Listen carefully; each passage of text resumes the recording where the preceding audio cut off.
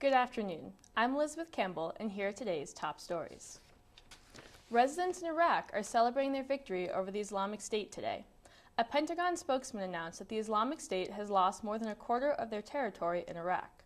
However, a U.S. official says it is too early to say if the tide has turned against the Islamic State. Iraq's Prime Minister is meeting with President Obama today to discuss increasing airstrikes on the Islamic State. The peace treaty between Ukraine and Russia is in trouble again. Ukrainian troops and pro-Russian rebels are still exchanging fire. The Ukraine government reports that 6 soldiers were killed in a 24-hour period. The pro-Russian rebels report that one of their fighters died in an army attack. Russia, Ukraine, Germany, and France have all called for a withdrawal of more weapons from the front lines. A police officer in Oklahoma is facing manslaughter charges. Robert Bates was apprehending a suspect when he mistakenly grabbed his gun instead of his taser. Bates then shot the suspect, who later died in the hospital. A video has been circulating on the incident in which Bates can be heard saying, "I'm sorry," after the shot went off. Bates turned himself into the police and has since been released on bail. The suspect in the North Carolina college shooting is now in police custody. Kenneth Morgan Stansel III was found earlier this morning sleeping on a beach in Florida. He has been on the run since Monday. Police have been searching for Stansel after he killed his former boss in a college print shop. Authorities are looking into the possibility of the killing being a hate crime, as the victim was reportedly gay.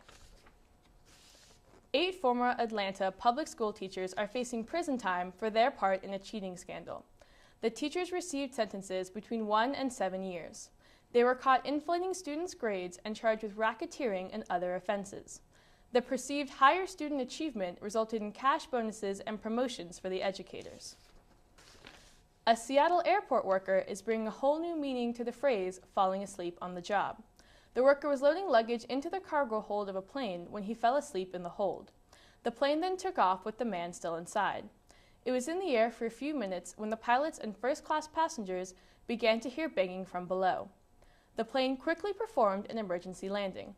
Upon landing, the worker walked out of the hold unhurt. Today is the 155th anniversary of the Pony Express, and Google is giving users the chance for a little horseplay. In place of the normal Google logo, there is now an interactive video game. Players must attempt to collect 100 letters while avoiding obstacles like falling snow, bandits, or rocks. After they've reached the end of their route, players can share their score through social media or email.